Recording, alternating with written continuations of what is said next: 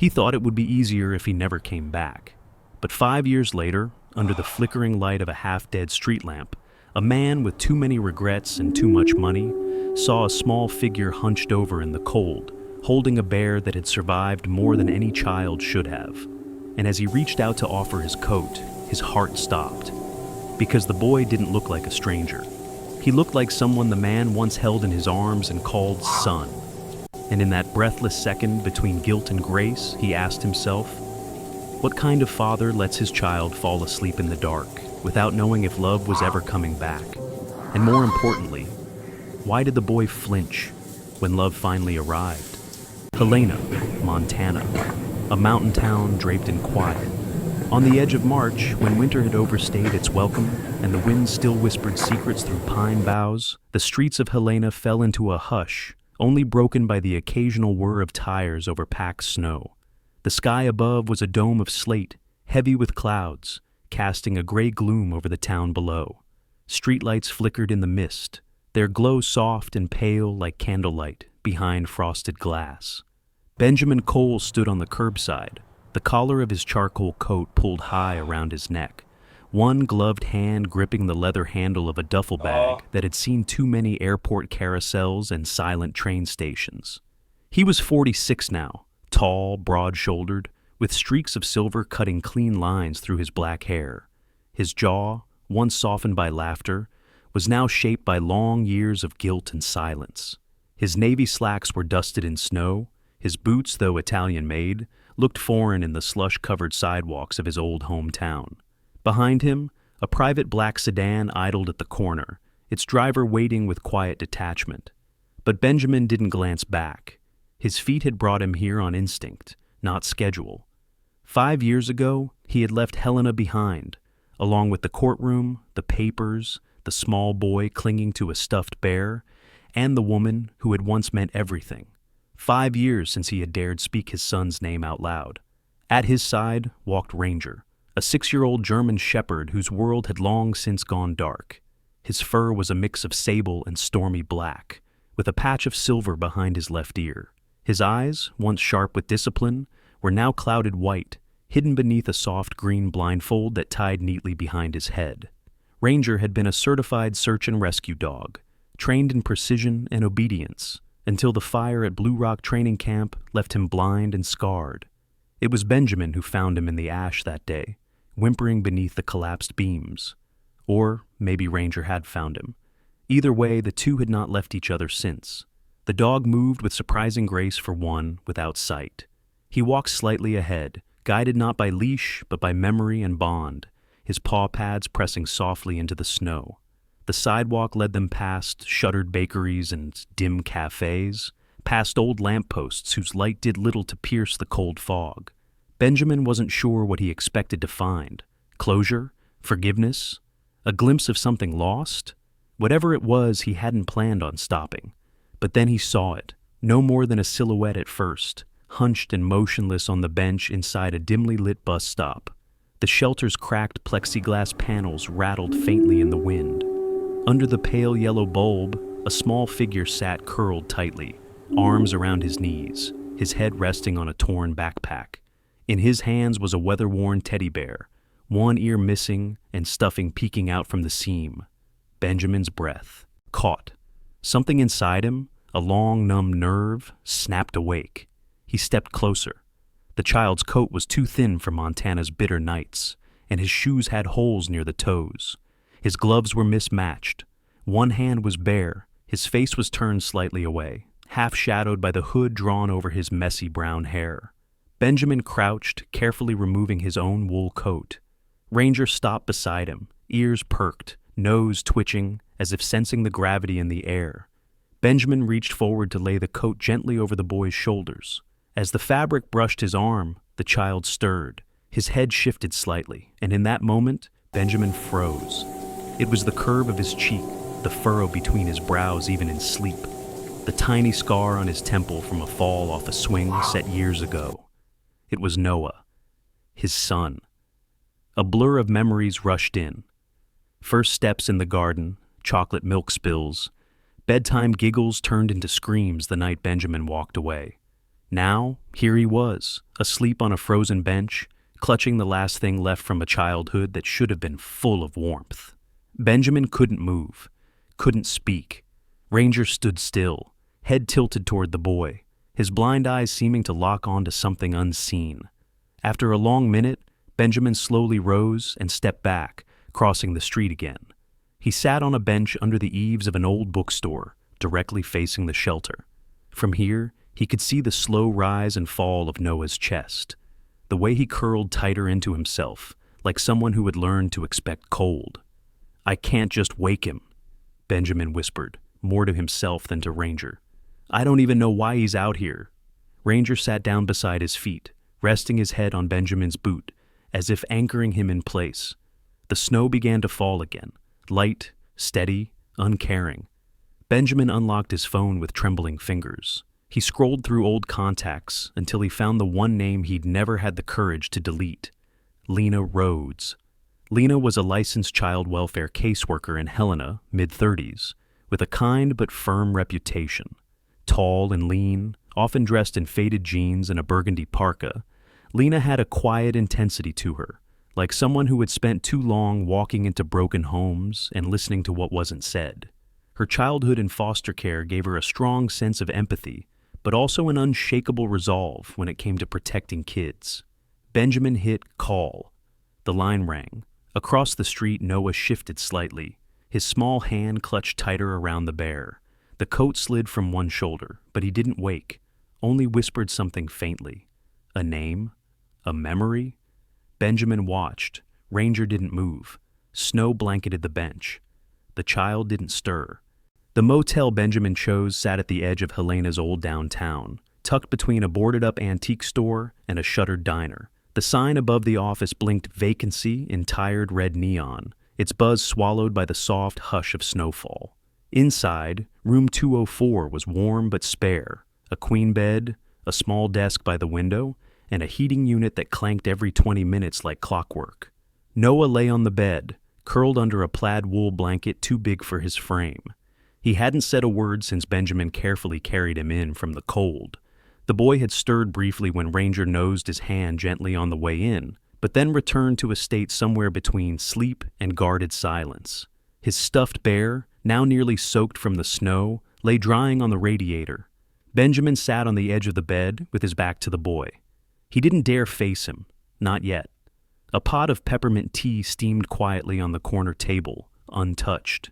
Ranger lay curled at the foot of the bed, his head resting on his front paws, his blindfold still neatly in place. Though sightless, the dog's ears twitched at every creak of the floor or shift of blankets. He was listening for more than sound. Benjamin had changed into a navy thermal shirt and jeans, though he still felt cold, like something inside him hadn't thawed since that night 5 years ago. The moments replayed in his head. The custody hearing, the look on Noah's face when the judge said, "Visitation denied," the way Benjamin had swallowed his pride and simply left, convinced back then that absence might hurt less than failure. It was past midnight when a soft knock came at the door. Benjamin opened it to find Lena Rhodes standing there in a pine green parka, her cheeks wind-flushed and hair pulled into a messy bun. A satchel hung across her shoulder, packed with folders, a notepad, and a worn leather case she never went anywhere without. Lena was 36, wiry and tall, with the posture of someone who had knocked on too many doors and heard too many lies. Her voice, however, held a gentleness that seemed to slow the room. "You called," she said softly. Benjamin nodded and stepped aside. Lena took one look at Noah on the bed and moved slowly, like approaching a deer in the woods. She knelt beside the child, placing a hand on the blanket but not speaking his name. "Has he said anything?" she whispered. "Not since I brought him in," Benjamin replied. Ranger lifted his head slightly, ears tilting toward her. Lena gave the dog a nod of recognition. She had heard of Ranger, the blind shepherd that once located 2 lost hikers during a storm, even after his sight was gone. She opened her satchel and pulled out a small tin box. From it, she drew a pad of thick white paper and a pack of colored pencils held together with a green rubber band. "Sometimes," she said gently, "drawing feels safer than talking." She placed the pad on the bed near Noah's hand. The boy didn't move at first, Then, with a slow breath, he reached out and slid it closer. Lena turned to Benjamin. "Let's give him a moment." They stepped out onto the motel's small balcony, the cold air biting at their skin. The moon had slipped behind clouds, and the parking lot was empty, but for Benjamin's car and Lena's old Subaru. "I'm not here to report anything yet," she said, her arms crossed. "I just want to understand why he was sleeping alone at a bus stop in sub-zero weather. That's not normal." "I didn't even know he was still in Helena," Benjamin said. "I came back I don't know, I just walked, and there he was." Lena looked at him for a moment, reading him like she did case files. "Are you planning to stay?" "I don't have a plan, just him. That's all I've got." They went back inside. Noah hadn't moved from the bed, but the first page on the notepad now had a drawing, a boy holding the paw of a dog with a green cloth over its eyes. The figure beside them, a man, was tall but featureless. No face, no eyes, just an outline. Lena stared at it for a long moment, then crouched beside the bed again. "Is that Ranger?" she asked. Noah nodded faintly. "And the man?" The boy didn't answer, but he whispered, not looking up. "If only one person had to stay, it should be the dog." Lena closed her eyes for a moment, then stood and walked to Benjamin. "He trusts Ranger," she said. "He doesn't trust people. That will take time." Benjamin looked at the drawing again, his own face, absent. "What do I do?" "Be here, stay. Let Ranger do the talking if that's what Noah needs for now." Later that night, when Lena left with a promise to return the next day, Benjamin sat in the armchair across from the bed, sipping cold tea. The heating unit groaned behind him. Noah turned over, facing the dog, and whispered something inaudible. Ranger's ear twitched. Benjamin leaned in slightly, straining to hear. "You stayed when no one else did." Then Noah pressed his forehead gently against Ranger's shoulder and fell asleep again. Benjamin felt something inside shift. It wasn't redemption, not yet, but it was closer than before. The morning after Lena's visit, the snow in Helena had turned to slush, lining the sidewalks in half-melted puddles as the sun struggled to cut through a heavy curtain of clouds. Room 204 smelled faintly of peppermint and wet wool, and the only sound came from the steady breathing of a child who had finally slept through the night. Benjamin sat on the edge of the armchair, still in yesterday's clothes, holding a paper cup of motel coffee that had long gone cold. His eyes were fixed on the window, watching the shadows move across the lot, though his mind was back at the bus stop. Ranger rested nearby on the rug, chin on his paws, the green blindfold tied securely behind his ears. Occasionally, the dog's ears twitched at distant footsteps or the rattle of passing trucks. Noah stirred and sat up slowly, clutching the blanket around his shoulders. His hair was tousled and the bruise just below his right ear, barely visible in dim light the night before, was now a dull, sickly yellow, edged with violet. Benjamin noticed. His fingers clenched the paper cup slightly, crumpling its rim. "Want something to eat?" he asked softly. Noah didn't answer, but after a long pause, he nodded. Benjamin warmed a packet of oatmeal and set it in front of the boy with a plastic spoon. Ranger sat beside the table, quietly guarding, as Noah took his first bite. It wasn't much, but it was something. By early afternoon, Benjamin knew he had to find out where Noah had been staying. He waited until the boy drifted off again for a nap, then quietly borrowed a motel map from the front desk. A hunch led him toward the south end of town, closer to the old trailer parks, where rents were cheap and no one asked questions. He parked across from a faded mobile home unit with peeling paint and a broken porch step. He didn't get out of the car, just watched. After nearly an hour, he saw her. Rachel. She stepped onto the porch, holding a phone to her ear. Rachel had changed. Her once blonde hair was now dyed a muted auburn, hastily tied in a bun. She wore a bulky sweatshirt and jeans, and her face, though still striking, held a dull tension in its features, like someone perpetually bracing for bad news. She didn't smile. Not once. Moments later, a man emerged from inside. Travis. Stocky, mid-40s, with a shaved head and a permanent frown etched into his face. He wore a flannel shirt that strained at the buttons and walked with the kind of swagger that dares confrontation. He said something to Rachel, too loud, and she flinched slightly before nodding and retreating inside. Benjamin gritted his teeth. He returned to the motel that evening to find Noah drawing again, this time sitting on the floor beside Ranger. The boy glanced up but said nothing. Benjamin sat across from him, pretending to look at a newspaper. The drawing showed 3 figures, one small, curled in a corner, one tall with jagged lines where the face should be, and one, a dog, lying protectively between them. This time, Ranger's green blindfold was colored in with careful strokes. Benjamin looked at the bruise again.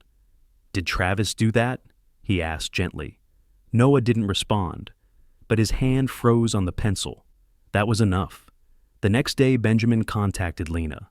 She agreed to meet him at the Helena Public Library, a place she often used for quiet interviews. She arrived in her usual parka, clutching a manila folder under her arm. "I've started digging," she said without small talk. "There was a report 2 years ago. Noah showed up to school with bruises. Said he fell down the stairs. The teacher filed a concern with the school counselor who passed it up, but it got dropped." Benjamin's jaw clenched. "Why?" "Because Rachel denied it, and Travis had no prior record. Without more evidence, it just disappeared." Lena opened the folder. Inside were photocopies of old forms, notes from teachers, and a picture. A grainy cell phone shot of Noah with a red mark on his upper arm. "I'm reopening it," Lena said, "but I need more." Benjamin nodded slowly. "I'll give you more." That evening, he returned with Noah to the edge of the trailer park. They didn't go inside. Benjamin had told the boy they were just driving, but he parked far enough to see the porch. "I used to live there," Noah said quietly. Benjamin turned, surprised. The boy hesitated. "Can I show you something?" They returned to the motel. Noah led Ranger to the closet and reached into a shoebox hidden behind stacked towels. Inside were papers folded and refolded, drawings, some crumpled, others half erased. Benjamin knelt beside him as Noah spread them out. There were at least a dozen. In each, a child stood in a room, shadows looming behind closed doors. One picture showed a hand reaching toward him. Another had scribbled red marks near the child's arms. But in every drawing, somewhere, under a table, behind a curtain, lying near the boy's feet, was a dog. Ranger. Benjamin touched one of the pages. "You drew these at home?" Noah nodded. "And you never showed your mom?" "She said it would scare Travis." Benjamin closed his eyes. "You don't have to be scared anymore." Just then, a knock came at the door. Rachel. She stood in the hallway, arms crossed, jaw tight. "Is he here?" she asked. Benjamin blocked the doorway. "He is, but we're not going anywhere until we talk." Rachel hesitated, then lowered her arms. Her eyes, puffy and ringed with sleeplessness, flicked to the side. "Can I come in?" Benjamin let her step inside. Rachel sat stiffly on the edge of the chair, her fingers twisted in her lap. "Travis didn't used to be like this. After we got married, it changed. But I thought if I just held on a little longer." "You're scared of him." She didn't answer, didn't have to. Noah peeked out from behind the hallway, Ranger at his side. Rachel looked at her son, her voice breaking. "I'm sorry I didn't protect you." Noah didn't reply. He stepped forward, touched Ranger's ear gently, then went back into the room. Rachel's lip trembled. "He doesn't look at me the same way anymore." "He will," Benjamin said. "But you have to be brave now, not for you, for him." Spring had begun to breathe beneath the snow, and in the quieter neighborhoods of East Helena, patches of brown grass peeked through melting ice. The roads were still rough with grit, but the wind carried the smell of wet pine and thawing soil. Benjamin's new rental house was modest, a single-story home with cream siding and a cedar porch, tucked at the end of a cul-de-sac. The curtains inside still smelled faintly of the last tenant's cinnamon candles, and the walls echoed slightly as if waiting to be filled with life again. Noah had been living there for 3 days. The court had issued a temporary placement order, while the investigation into Rachel and Travis continued. Lena had vouched for Benjamin, stating the stability of the environment and Noah's clear sense of emotional safety with both Benjamin and Ranger. The decision wasn't permanent, but it was a start. Benjamin was discovering that being a father wasn't about grand gestures or perfect answers. It was about peanut butter sandwiches at noon, remembering to buy toothpaste shaped like dinosaurs, and staying up late just in case your child had a nightmare and needed to know someone would come running. It was about not knowing what to say, but staying anyway. This morning, Noah sat cross-legged on a faded rug in the living room, coloring silently. Ranger lay beside him, his long frame curled into a crescent, ears relaxed but always listening. The green blindfold covered his cloudy eyes, but his tail thumped gently every time Noah shifted.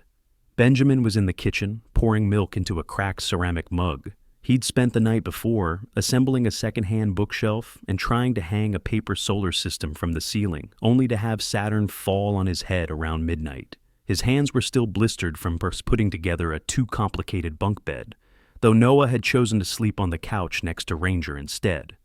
"Want some cocoa?" Benjamin asked, stepping into the living room. Noah looked up. "Only if I can have the green mug." Benjamin smiled. "You got it." They sipped cocoa together in silence, watching light spill in through the half-open blinds. Then Noah asked, almost offhandedly, "If Ranger stayed with me, and he's blind, then why didn't you?" Benjamin froze. His hands trembled just enough to make a ripple in the cup. Noah stared ahead, not at him. "If a dog who can't see still didn't leave me, why did you?" The air seemed to still. Benjamin set his cup down carefully and walked over, sitting beside Noah on the rug. He didn't touch him, just spoke. "I didn't leave because I stopped loving you. I left because I didn't know how to stay." Noah's fingers tightened around his crayon. "I thought I would make things worse," Benjamin said, "that I'd say the wrong thing or be too broken to be the kind of dad you needed. But that was cowardly." There was a long pause. Noah whispered, "I never stopped waiting." Benjamin broke. He pulled the boy into his arms, and to his surprise, Noah didn't pull away. He let his forehead rest on his father's shoulder, and though he didn't cry, Benjamin did. Softly, without sound, just the quiet ache of 5 lost years flooding out of him. From his spot nearby, Ranger raised his head slightly, then gently laid it back down, his silent way of saying, "I'm still here." Later that afternoon, Lena stopped by. Her parka was unzipped for the first time in weeks, revealing a faded navy sweater and jeans smudged with chalk. She had been visiting classrooms all day. Her face looked tired, but when she stepped into Benjamin's home and saw Noah sketching at the dining table beside Ranger, her eyes softened. "I have something," she said, handing Benjamin a small flash drive. From one of his old teachers. She found it in a backup folder, an audio clip she recorded during a class project. Benjamin plugged it into his laptop. A tinny voice played from the speaker. The teacher's voice. "Okay, class. Today we're going to record one wish, just one. Something you hope for when you're older." A pause. Then Noah's voice. Quiet. Younger. Unsteady. "I want to be like Ranger." Lena glanced at Benjamin. "Why?" the teacher's voice asked. "Because he doesn't need to see things to know who needs help. He just knows." The clip ended. Benjamin sat back, his jaw tight. He saw more clearly than I ever did. Outside, the sky had begun to darken with the threat of more spring rain. Lena stood near the window, watching the clouds roll in. "He's learning to trust you again," she said. "But don't expect him to hand it over like a gift. It'll come in pieces, like drawing a face without knowing what the eyes look like yet." Benjamin nodded. "I'll wait." That night, Noah finally chose to sleep in the bunk bed. Benjamin stood in the doorway, watching as the boy pulled the covers up and rolled to one side. Ranger lay curled at the base of the ladder like a sentinel. The boy whispered something. Benjamin leaned in. "Do you remember what my name was when I was little?" Noah asked. Benjamin furrowed his brow. "You mean, like, your full name? What was my name in your heart?" Benjamin sat down at the edge of the bed. "It was always Noah, but sometimes I called you my compass." "Why?" "Because no matter how far I got from what mattered, when I looked at you, I always knew which way I should be heading." Noah didn't respond, but he reached one small hand out from under the blanket and touched Benjamin's wrist, just for a second, then pulled it back and turned over to sleep. Ranger lifted his head, tilting it toward Benjamin as if approving, and then, with a quiet sigh, the dog lowered his muzzle and closed his eyes. The day began with a gentle drizzle, just enough to dot the windows and cast halos around the porch light. Spring had finally claimed Helena, painting the trees in soft buds of green and the sidewalks with scattered petals. Inside Benjamin's house, the scent of pancakes mixed with the faint earthy smell of wet dog fur, courtesy of Ranger, who had returned from his morning sniff around the yard, slightly damp and thoroughly pleased. The house no longer echoed like it once had. Laughter, soft footsteps, and the scratch of pencils on paper now filled the spaces that once felt too big for one man. Noah sat at the dining table in his favorite seat, the one that faced the window and overlooked the gravel driveway. His tongue curled in concentration as he gripped a red pencil. A fresh sheet of thick drawing paper lay before him, already half filled with color. Ranger rested quietly at his feet, his green blindfold as always tied neatly behind his head. The old shepherd had grown more still with the passing weeks, not from weakness, but a kind of peace. He no longer flinched at new footsteps or tilted toward every noise. In this home, with these two, he had found something even the fire couldn't take from him: purpose. Benjamin entered the room, rubbing his hands on a dish towel. He still looked like the version of himself from 5 years ago. Tall, neatly dressed even on off days, his hair graying at the temples. But something in his eyes had softened. The furrow that used to live between his brows was now only a shadow. Noah looked up. "I'm almost done," he said. Benjamin smiled. "Take your time." The drawing showed 3 figures: a boy with windblown hair, a large German shepherd with a green cloth around his eyes, and a man kneeling between them. This time, the man had a face, brown eyes, the faint scar on his temple, and a smile, small but certain. It was unmistakably Benjamin. As Noah added the final stroke, a line beneath the dog's paw, he paused, then spoke softly. "This one's not hiding anymore." Benjamin walked over and rested a hand on the boy's shoulder. "Neither am I." That afternoon, they drove to the Helena family court for the final hearing. The sky had cleared into a pale blue, and the courthouse lawn was dotted with tulips in bloom. The hearing was brief but weighty. Lena had submitted final reports, and Rachel, now living apart from Travis, had voluntarily relinquished custody, her statement clear and tearful. Travis Cade was not present. He had been arrested 2 weeks earlier for violating the restraining order and for charges related to prior abuse. His arrest had come after he was caught loitering near Noah's school parking lot, reported by a quick-thinking crossing guard named Thomas Brinks, a man in his 60s with a long gray mustache and a habit of watching everything from behind mirrored sunglasses. Former military, Brinks didn't speak much, but when he did, people listened. It was his detailed report that helped speed the case.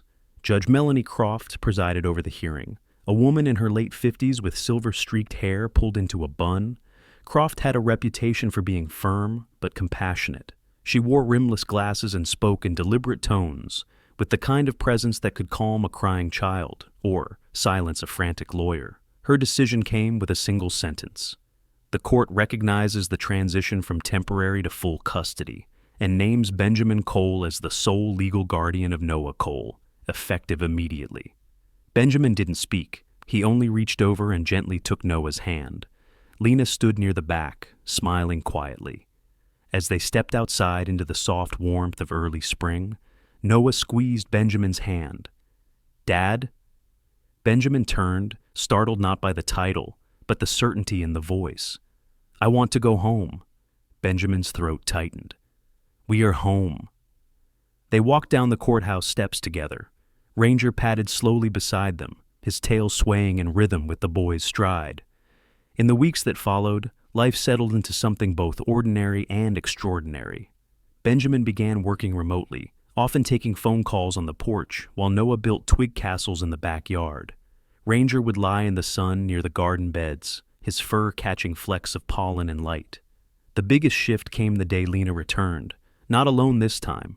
With her was a girl, no older than 7, with chestnut curls and a blue sun hat pulled low over her face. Her name was Ivy. She was small, with sharp shoulders and downturned eyes, and she held a tattered sketchbook like armor against the world. Lena explained gently that Ivy was on the autism spectrum, recently placed into Lena's foster care while waiting for permanent adoption. She rarely spoke, barely met anyone's eyes, and had a fear of animals larger than cats. Noah walked up to her, silent but calm.